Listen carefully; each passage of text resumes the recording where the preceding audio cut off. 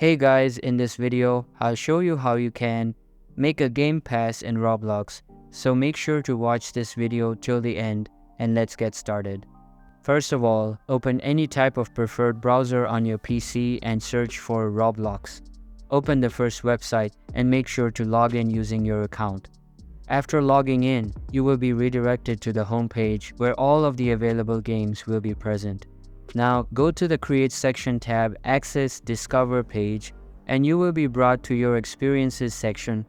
Every account has an experience made by default, so you don't need to worry about it. Now select it and go to the Passes section under the Monetization tab. You can see that the Passes page is now in front of you. In order to create a new pass, click on Create Pass button and start by naming it. Name it whatever you want, add a description, and click on Create Pass.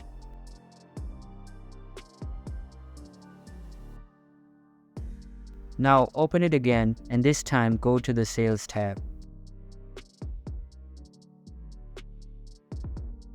Enable the Item for Sale feature, enter the required price, and click on Save Changes. And that's how you can make a game pass in Roblox. Hope you liked the video. Thanks.